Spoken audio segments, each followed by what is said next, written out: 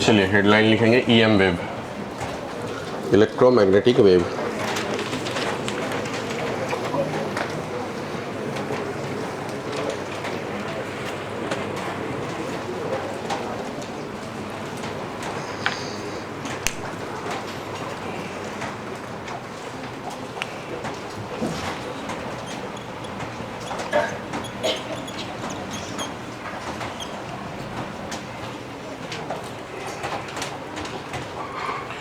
इसमें ऐसा है कि दो फील्ड होता है, एक इलेक्ट्रिक और दूसरा मैग्नेटिक।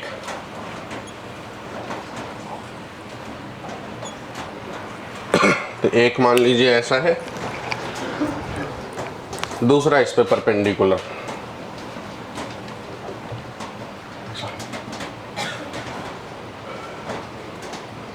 मतलब ये दोनों एक दूसरे पे क्या रहेंगे, परपेंडिकुलर रहेंगे। तो इलेक्ट्रिक फील्ड और मैग्नेटिक फील्ड एक दूसरे पे परपेंडिकुलर रहेंगे और जो एनर्जी का प्रोपेगेशन है वो इलेक्ट्रिक फील्ड और मैग्नेटिक फील्ड दोनों पे जो परपेंडिकुलर डायरेक्शन है उस डायरेक्शंस में जाता है। इलेक्ट्रोमैग्नेटिक वेव के बारे में सबसे पहले मैक्सवेल ने बताया था थियोरेटिकली।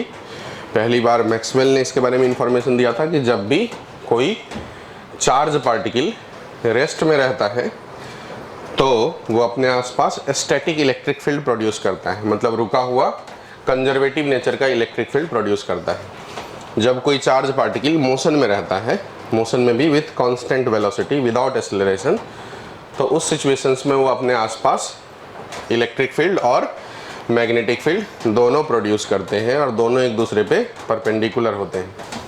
और जब कभी चार्ज पार्टिकल एक्सेलरेटेड मोशन में हो, मतलब कि उसकी स्पीड बढ़ते जाए, ऐसे सिचुएशंस में वो इलेक्ट्रिक फील्ड प्रोड्यूस करते हैं, मैग्नेटिक फील्ड प्रोड्यूस करते हैं और एनर्जी का प्रोपेगेशन भी करते हैं, मतलब एनर्जी का रेडिएशन भी करते हैं। तो जो एनर्जी का रेडिएशन होता है वो जिस फॉर्म में होता है उसी को कहते हैं इलेक्ट्रोमैग्नेटिक वेव। ऐसा किसने बोला था? मैक्सवेल ने। ठीक है। फिर हर्ट्ज नाम के प्राणी हुए, उन्होंने पहली बार एक्सपेरिमेंटली इसे फाइंड किया, निकाला। तो हर्ट्ज ने जो पहली बार निकाला था, उस वक्त जो सबसे छोटा वेवलेंथ उसने निकाला था वो था 6 मीटर वेवलेंथ था। फिर उसके बाद धीरे धीरे समय चलता गया, तो आगे चल करके जगदीश चंद्र बोस ने इस एक्सपेरिमेंट को वापस किया और फिर से जो है इलेक्ट्रोमैग्नेटिक वेव निकाला। उसकी जो वेवलेंथ थी वो 25 मिलीमीटर थी। कितनी थी? 25 मिलीमीटर। और फिर उसके बाद बहुत सारी घटनाएं हुई। तो ये 3 नाम अपन को ध्यान रखना है। कौन कौन से? मैक्सवेल पहली बार किसने दिया था? मैक्सवेल ने प्रैक्टिकली कुछ नहीं दिया था। क्या दिया था? थ्योरेटिकली दिया था पहले। ठीक है।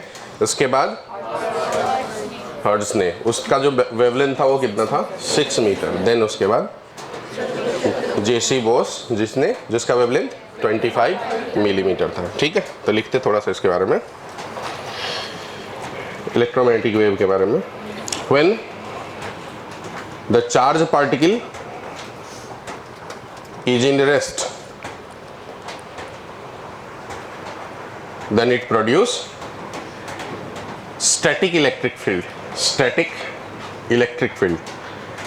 ब्रैकेट में लिख दें कंजर्वेटिव नेचर का, conservative static electric field around itself.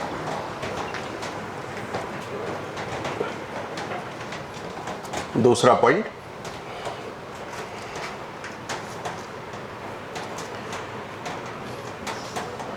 Moving charge bracket में लिख देंगे constant speed produce electric as well as magnetic field around itself, electric as well as magnetic field around itself.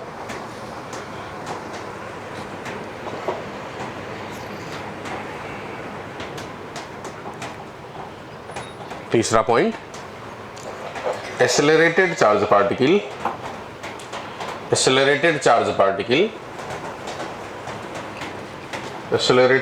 Particle produce electric as well as magnetic field perpendicular to each other and propagates bracket में लिख देंगे radiates, propagate bracket में लिख देंगे radiates energy in the form of EM wave, in the form of EM wave.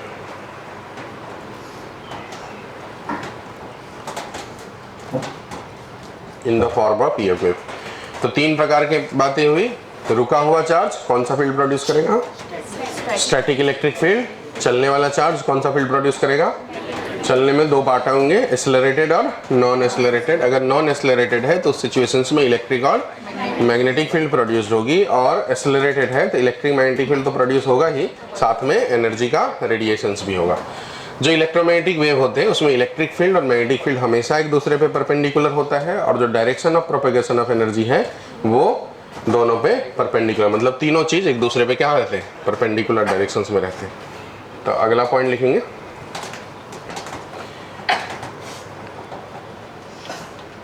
Electromagnetic wave या EM wave, short में लिखेंगे EM wave first discovered लिखेंगे या प्रपोज लिखेंगे? First proposed by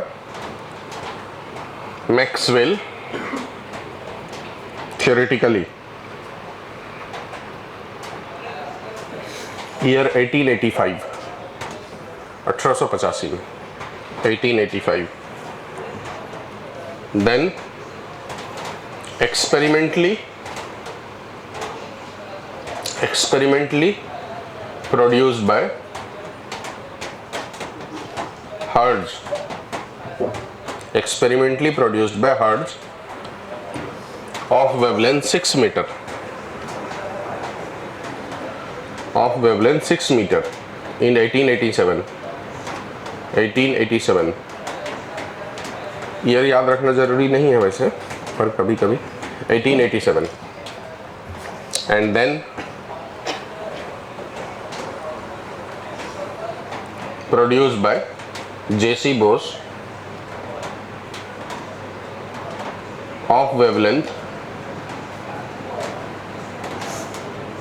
25 millimetre in 1894।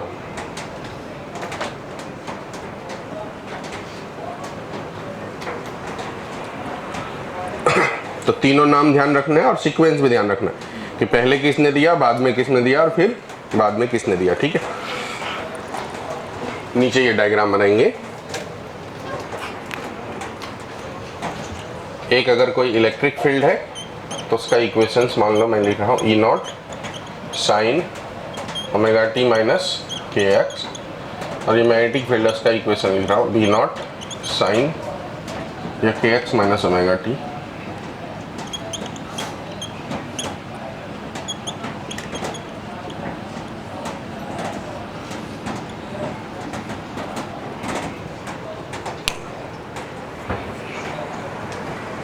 Perpendicular to each other, electric field, magnetic field and propagation of energy all are perpendicular to each other, all are perpendicular to each other, all are perpendicular to each other।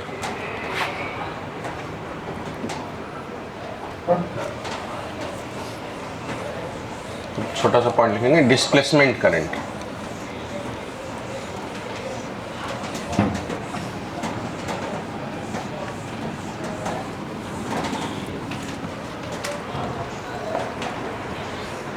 Displacement current क्या हुआ कि जब एक capacitor को cell के help से charge करने का प्रयास करे तो उस प्रोसेस में यहां पर एक छोटा सा लूप बना करके उसमें एम्पियर्स लॉ अप्लाई किया गया, और एम्पियर लॉ ऐसा कहता है कि line integral of B dot d l equal to mu naught into I inside, बराबर।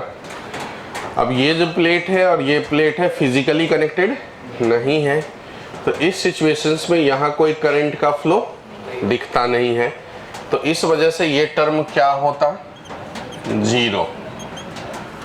तो अगर ये टर्म जीरो हुआ इसका मतलब यहाँ कोई करंट नहीं है, और अगर यहाँ कोई करंट नहीं है तो करंट नहीं है तो आसपास में मैग्नेटिक फील्ड भी नहीं होंगे। तो एक मैग्नेटिक नीडल इस दोनों प्लेट के बीच में ले जाकर के देखा गया। तो जब मैग्नेटिक फील्ड दोनों प्लेट के बीच में ले जाकर के देखा गया तो पता चला कि थ्योरेटिकली जो हम एम्पियर्स लॉ लगा करके सोच रहे हैं वो ऐसी बात नहीं है। मतलब मैग्नेटिक फील्ड अगर एम्पियर्स लॉ के हिसाब से देखें तो वहाँ पर नहीं होना चाहिए, मतलब जो हमारा निडल है वो डिफ्लेक्ट नहीं होना चाहिए। बट जब अंदर लेके गया तो पता चला कि मैग्नेटिक निडल जो है वो क्या हो रहे हैं, डिफ्लेक्ट हो रहे हैं। तो अगर मैग्नेटिक निडल अंदर में डिफ्लेक्ट हो रहे हैं इसका मतलब साफ है कि वहाँ मैग्नेटिक फील्ड होगा, और मैग्नेटिक फील्ड अगर होगा तो इसका मतलब ये है कि वहाँ कोई ना कोई करंट होंगे। इसका मतलब ये जो इक्वेशंस है B dot DL equal to mu naught into I inside, उसमें आई इनसाइड की वैल्यू जो हम लोग थ्योरेटिकली सोच रहे हैं कि जीरो होना चाहिए, ये बात सही नहीं है। मतलब ये जो इक्वेशंस है एम्पियर्स का वो पूरी तरीके से सही नहीं है। तो उसे रिकरेक्ट किया गया, और रिकरेक्ट करने के लिए इसका मतलब ये हुआ कि यहाँ जो करंट फ्लो हो रहा है आई प्लस एक एक्स्ट्रा करंट ऐड किया गया, जो करंट कौन सा करंट कहलाया, डिस्प्लेसमेंट करंट। अब ये डिस्प्लेसमेंट करंट क्यों प्रोड्यूस हुआ, कब प्रोड्यूस हुआ, पहले इस बात को चेक किया गया।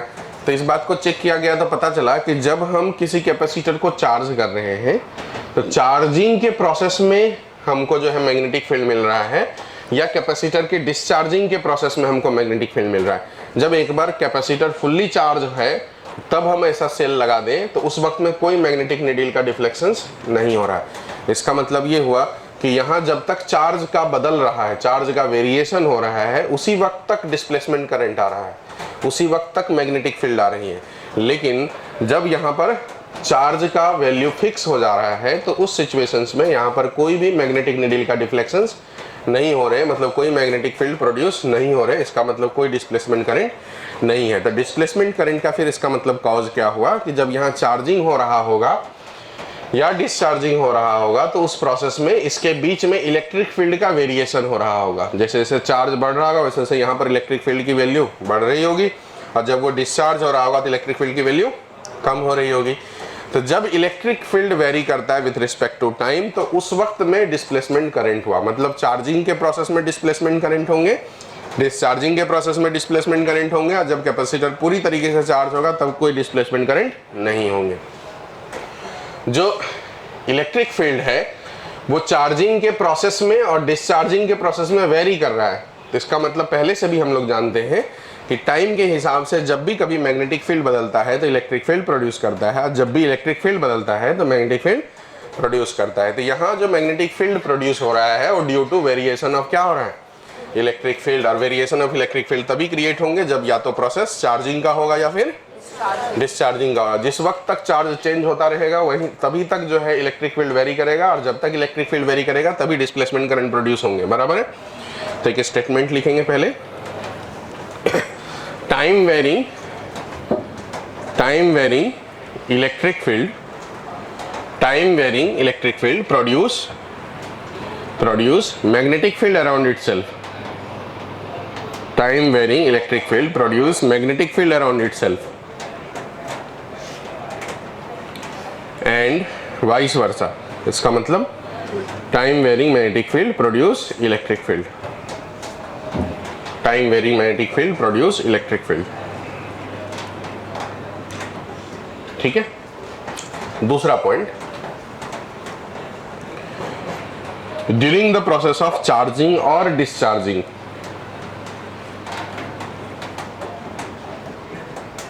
During the process of charging और discharging electric field vary between the plate of capacitor. Electric field vary between the plate of capacitor.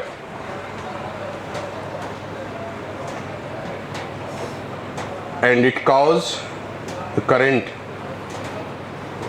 known as displacement current. It cause a current known as displacement current. Known as displacement current.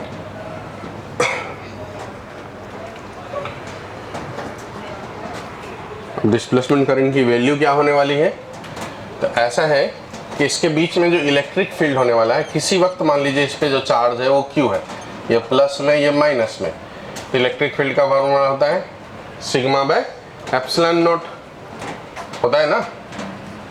Sigma बोले तो charge density, charge by area, A into epsilon naught. तो इसका जो variation है, अगर हम लोग change in electric field निकालेंगे तो ये हो जाएगा 1 by epsilon not a into change in charge. और हम सब जानते हैं I इक्वल टू क्या होता है, d q by d t. तो जो डी क्यू है उसको क्या लिख सकते हैं, I डी टी। तो यहाँ पर जो इलेक्ट्रिक फील्ड का चेंज हुआ 1 by epsilon naught into A, इसे लिख दिए हम I into D T. D T को इधर लाएंगे तो D E by D T equal to हो गया I upon epsilon naught into A. तो ये जो I है उसको क्या लिख सकते हैं, epsilon naught into A into D E by D T. इसे थोड़ा सा और आगे लेके जाएंगे, ए को अंदर लेके चले जाते हैं, तो differentiation of electric field into area vector. और electric field into area vector को कहते हैं हम लोग इलेक्ट्रिक फ्लक्स। इसका मतलब जो डिस्प्लेसमेंट करंट है उसका फॉर्मूला हो गया epsilon naught into differentiation of electric flux with respect to time. यही है डिस्प्लेसमेंट करंट की मैग्नीट्यूड। ये सिर्फ तभी तक डेवलप होता रहेगा जब तक कि फ्लक्स बदलेगा। कौन सा फ्लक्स, इलेक्ट्रिक फ्लक्स। और इलेक्ट्रिक फ्लक्स तभी तक बदलेंगे, एरिया तो प्लेट का बदलेगा नहीं, तो तभी तक बदलेंगे जब तक इलेक्ट्रिक फील्ड की वैल्यू बदलेगी। इसका मतलब तभी तक डिस्प्लेसमेंट करंट प्रोड्यूस होंगे जब तक या तो कैपेसिटर चार्जिंग मोड में है या कैपेसिटर डिस्चार्जिंग मोड में। एक बार कैपेसिटर कंप्लीटली चार्ज हो गया तब कोई डिस्प्लेसमेंट करंट नहीं होने वाला। ठीक है, तो नीचे आप ये डायग्राम बना के डेरिवेशंस लिखेंगे।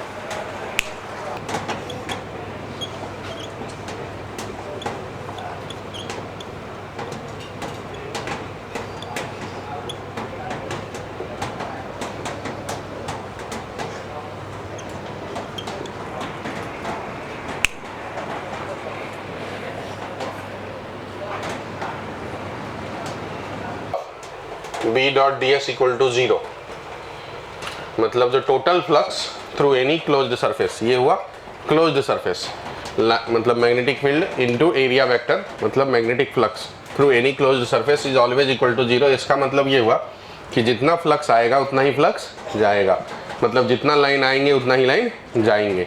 तो जितना लाइन आएंगे तो लाइन आता कौन से पोल से, साउथ से, और जाता कौन से पोल से, नॉर्थ से। बराबर, नॉर्थ से निकलता है नहीं, नॉर्थ से निकलेगा और साउथ से अंदर आएगा।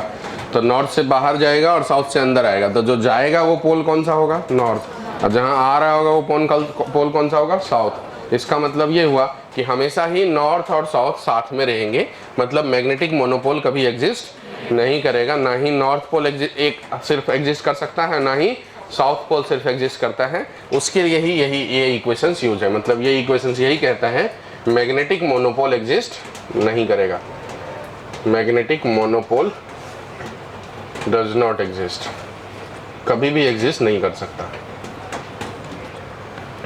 तीसरा, एक तो यही हुआ फ्लक्स वाला, integral of E dot d s equal to क्या, Q inside upon epsilon naught, and fourth line integral of E dot d l, E dot d l equal to, E dot d l मतलब ये induced electric field, हम लोगों ने पढ़े induced electric field dot d l equal to rate of change of magnetic flux. तो ये होता था area into d B by rate of change of magnetic flux d B by D t with negative sign. ठीक है, तो ये 4 प्रकार के इक्वेशंस होते थे। टॉपिक डाल देंगे ऊपर में, Maxwell equations of electromagnetic wave, Maxwell equations of electromagnetic wave. इसको ऐसा नहीं लिखते हुए ऐसे भी लिख सकते हैं, माइनस मैग्नेटिक फ्लक्स का डिफरेंशिएशन जहाँ पर E जो है वो कौन सा फील्ड है, इंड्यूस्ड इलेक्ट्रिक फील्ड है।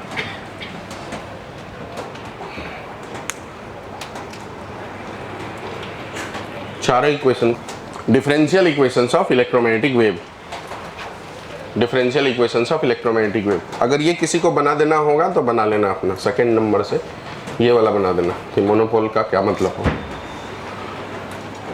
डिफरेंशियल इक्वेशंस ऑफ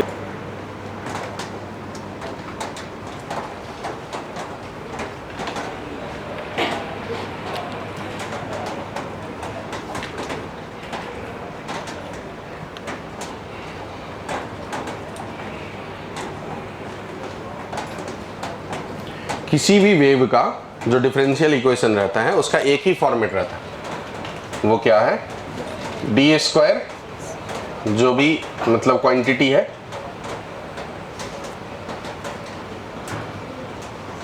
जैसे कि हम लोग इलेक्ट्रिक फील्ड या मैग्नेटिक फील्ड के बारे में बात करेंगे यहाँ पर, तो d square E by d t square equal to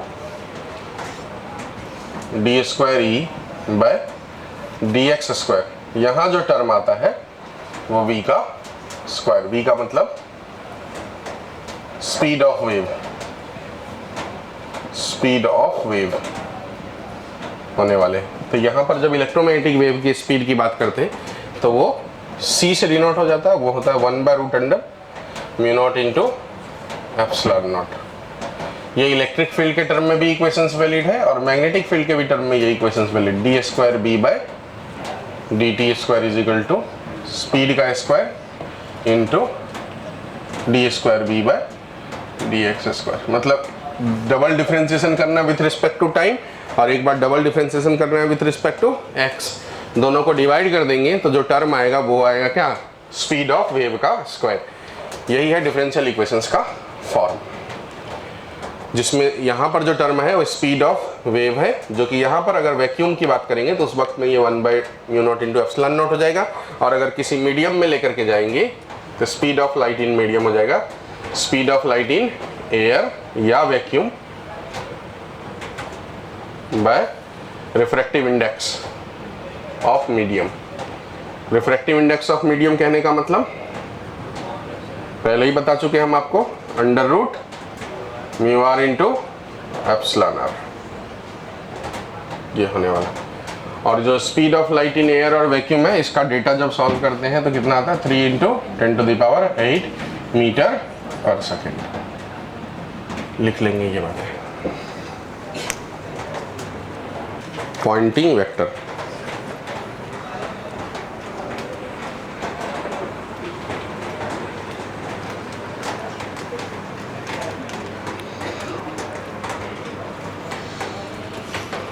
it is the rate of flow of energy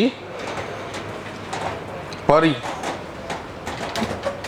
rate of flow of energy passing through unit cross section area, rate of flow of energy passing through unit cross section area perpendicular to both electric and magnetic field, perpendicular to both electric and magnetic field। इसको S से denote करते हैं, denoted by S। इसका जो unit होने वाला है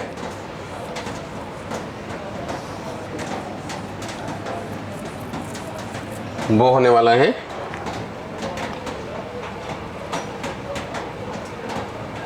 watt per metre into second.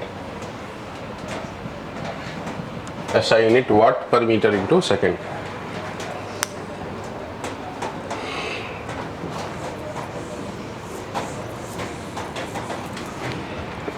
जो फॉर्मूला होता है इसका S का, वो होता है 1/μ0 into cross product of electric field and magnetic field.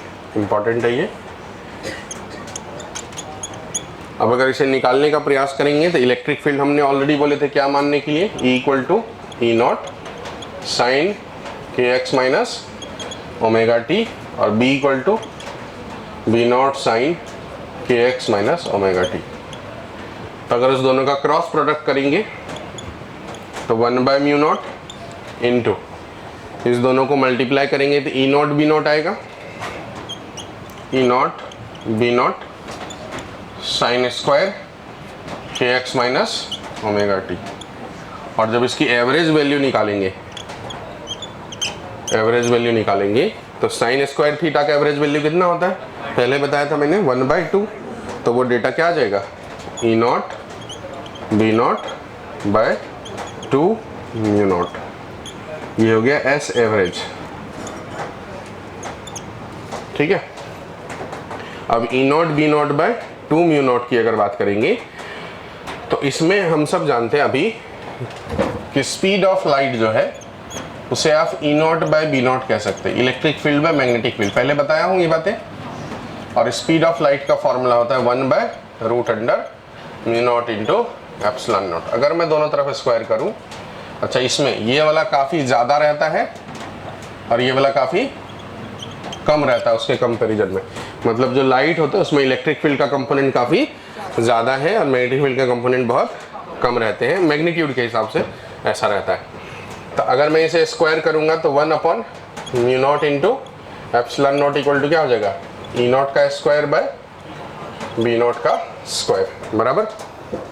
तो यहाँ से अगर मैं मान लीजिए रिप्लेस करूँ किसी एक फील्ड को, मतलब जैसे कि मैं बी नॉट को ही रिप्लेस कर दूँ, तो बी नॉट को रिप्लेस करूँगा तो बी नॉट के जगह पे क्या आ जाएगा,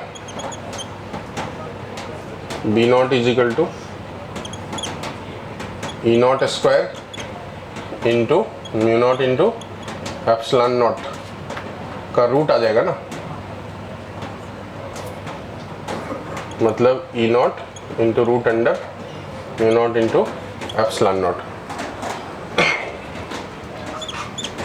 तो E naught into B naught इसे रिप्लेस करूंगा मैं E naught by 2 mu naught into B naught के जगह पे E naught under root mu naught into epsilon naught. ये देखिए ध्यान से, एक रूट म्यू और यहाँ रूट म्यू कैंसिल हो जाएगा, तो ये हो गया ई नॉट स्क्वायर बाय 2, नीचे में क्या बच गया, रूट म्यू नॉट, और ऊपर में क्या बच गया, रूट एप्सिलॉन नॉट। मैं एक काम करता हूँ, इसे ऊपर और नीचे दोनों जगह एप्सिलॉन नॉट के रूट से मल्टीप्लाई कर देता हूँ, root epsilon naught by root epsilon naught. ठीक है, तो अगर मैंने ऐसा किया तो ये एप्सिलॉन नॉट का रूट कैंसिल होकर के क्या हो जाएगा, एप्सिलॉन नॉट बच जाएगा और नीचे में आ जाएगा root under mu naught into epsilon naught. तो इसे हम लोग लिख सकते हैं 1/2, ऊपर में एक एप्सिलॉन नॉट, ई नॉट का स्क्वायर, डिवाइड में आने वाला है root under mu naught into epsilon naught. तो 1/रूट under mu naught into epsilon naught को क्या कहते हैं, सी कहते हैं, तो इसका मतलब इंटू सी। ठीक है, अब ये आपको पता है कि एनर्जी डेंसिटी है, बराबर, और ये इंटू क्या है, सी, सी बोले तो स्पीड ऑफ लाइट। ये हो गया एस एवरेज की वैल्यू। अब ये हुआ in terms of electric field. इसी को मैग्नेटिक फील्ड के टर्म में बदलेंगे तो भी बदल सकते हैं। इस टर्म को बदल करके क्या लिख सकते हैं, B naught square by 2 mu naught into C. ठीक है,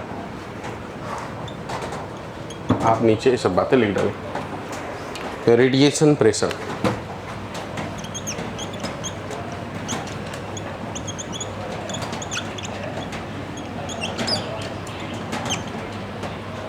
रेडिएशन प्रेशर का मतलब क्या हुआ कि कोई भी जो सरफेस है, इस सरफेस पे कोई वेव आया तो इसके वजह से जो यहाँ प्रेशर क्रिएट हुआ, ठीक है, उसे कहते हैं रेडिएशन प्रेशर। तो रेडिएशन प्रेशर को मिलाकर के क्या हो गया, फोर्स पर यूनिट एरिया।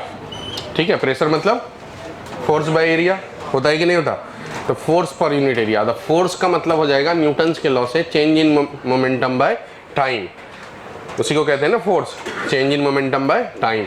और वेव का मोमेंटम होता है h अपॉन लैम्डा, होता है, जानते होंगे ना आप सब, h बाय लैम्डा वेव का मोमेंटम होता है। तो आने वाला मोमेंटम और वो जाकर के अगर एब्जॉर्ब हो गया तो जीरो हो गया, और रिफ्लेक्ट हो गया तो उतना ही विथ अपोजिट साइन। तो उस सिचुएशंस में मोमेंटम का चेंज होता है, उसे टाइम से डिवाइड करते तो फोर्स आता, उसे एरिया से डिवाइड करते तो रेडिएशन प्रेशर आता है। तो सीधा सीधा अपन को रेडिएशन प्रेशर का जो फॉर्मूला ध्यान रखना है वो दो प्रकार का, अगर ये एब्जॉर्ब हो गया तो ये हो जाएंगे I/C या S/C, ठीक है। कब? अगर ये क्या हो गया, एब्जॉर्ब हो जाए, और अगर रेज आने के बाद सरफेस से रिफ्लेक्ट हो जाए तो जो रेडिएशन प्रेशर होता है वो हो जाएगा इसी का डबल, 2I/C या फिर 2S/C। S और I न्यूमेरिकली सेम होते हैं, मतलब जो S का फॉर्मूला है वही न्यूमेरिकली इंटेंसिटी का भी फॉर्मूला होगा। देखो यूनिट वही आ रहा है ना, ये यूनिट किसका है, इंटेंसिटी का मतलब जानते हैं, energy per unit area per unit time. तो एनर्जी पर यूनिट टाइम को वाट कहते हैं और एरिया मतलब मीटर स्क्वायर, तो ये इंटेंसिटी का ही यूनिट है। तो जो S पॉइंटिंग वेक्टर की एवरेज वैल्यू है वही फॉर्मूला न्यूमेरिकली होता है इंटेंसिटी का। तो इसीलिए हम लोग I/C या फिर S/C लिखेंगे, क्योंकि हो सकता है कि सवाल जब बनाए वैसे यही यूज होना है, लेकिन कभी कभी S का डेटा दे देगा तो आप उससे भी निकाल सकते हैं, क्योंकि न्यूमेरिकली दोनों सेम होने वाला है, I/C S/C। और अगर सरफेस वेव को क्या कर रहा होगा, रिफ्लेक्ट कर रहा होगा तो उसी का डबल, 2I/C और 2S/C। तो आने वाला का हुआ एक्चुअली में I/C और जाने वाला का I/C, इसलिए हो गया 2I/C, और डायरेक्शन अपोजिट है इसलिए वो प्लस हो जाएंगे। आने वाला जो वेव है उसकी मोमेंटम की अगर बात करूं मैं तो वो हो जाएगा h/λ, और जाने वाले वेव का भी जो मोमेंटम की बात करूंगा तो h/λ। तो चेंज इन मोमेंटम की अगर पूछ लिया जाए तो वो क्या लिखेंगे अपन, 2h/λ, और यहाँ पर चेंज इन मोमेंटम की बात पूछा जाएगा तो h/λ, ठीक है। तो लिखेंगे रेडिएशन प्रेशर के बारे में, when the electromagnetic wave collide with any surface, then it create pressure on surface, that pressure is known as radiation pressure। अब इसके दोनों केस लिख लेना, एब्जॉर्ब कंडीशंस में और रिफ्लेक्टिंग सिचुएशंस में।